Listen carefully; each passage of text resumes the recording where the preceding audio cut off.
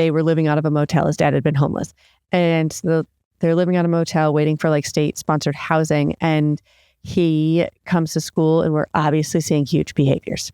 Ripping stuff off the wall. He's pulling the fire alarm, like throwing things.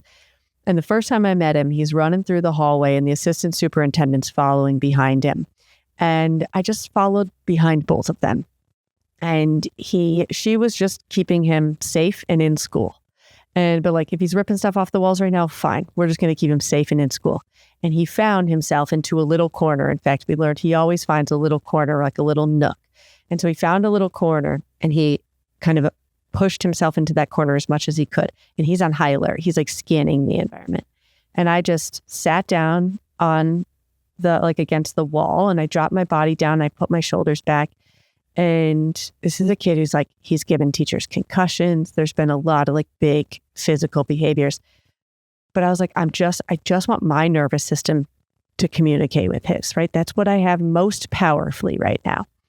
And he hadn't met me yet. And so I dropped my shoulders back against the wall and I set my notebook down and I just, in as quiet and as calm of a tone as possible, I just told him who I was. I said, hey buddy, my name's Alyssa. I'm not mad at you. You're not in trouble. And I'm just here with you. No rush.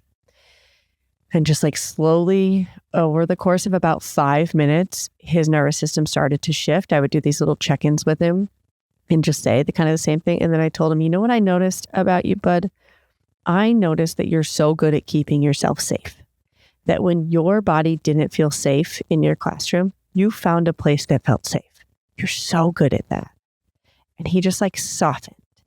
And then an assistant teacher from his classroom, very well-meaning, comes walking down the hallway with just big, excited energy. Hey, buddy, good to see you. Like, but loud and big. And he like tensed up.